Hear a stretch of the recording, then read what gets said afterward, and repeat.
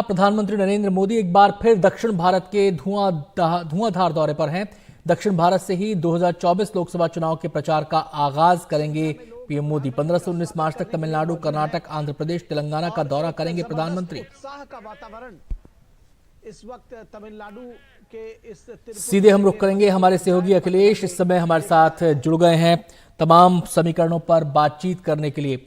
बात जब दक्षिण की आती है अखिलेश, तो कर्नाटक बीजेपी के लिए उपजाऊ भूमि के तौर पर देखा जाता है, लेकिन इस बार पीएम की जो रैलियां हैं, जो दौरे हैं, वो बता रहे हैं कि इस बार पूरे दक्षिण को वो लक्ष्य लेकर चल रहे हैं, पूरे दक्षिण का।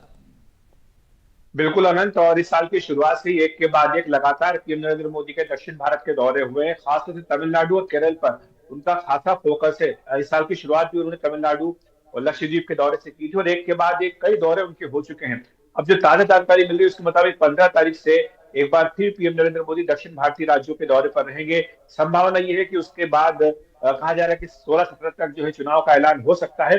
यानी पीएम नरेंद्र मोदी बीजेपी का जो 2024 के लोकसभा चुनाव का प्रचार है, उसकी शुरुआत भी एक तरह से वो दक्षिण भारत से ही करने जा रहे हैं, क्योंकि उस समय वो दक्षिण भारत में ही रहेंगे। तो ये एक महत्वपूर्ण जानकारी मिल रही है। तमिलनाडु में रहेंगे, इसके साथ साथ कन्याकुमारी में, वहां पर सलेम में वहां पर रैली करेंगे, और फिर केरल जाएंगे, वहां पर भी रोड शो उनके होंगे। कर्नाटक में भी उनके जाने के प्रस्तावित कार्यक्रम है, हालांकि अभी इस पर अंतिम जो मोहर लगनी बाकी है। इसी तरह आंध्र प्रदेश भी पीएम नरेंद्र मोदी जाएंगे, जहां पर अभी टीडीपी और जनसेना के साथ गठबंधन किया गया है, और बताया गया कि वहां पर एनडीए की एक बड़ी रैली आयोजित की जाएगी, जिसमें कि एनडीए आंध्र प्रदेश में अपनी एकता का एक तरह का संदेश जनता को देगा। और इसी तरह से केरल जाने का भी कार्यक्रम है, कर्नाटक का भी, और तेलंगाना जाने का भी कार्यक्रम है। तो एक के बाद एक सारे दक्षिण भारतीय राज्य उनका दौरा पीएम नरेंद्र मोदी करेंगे।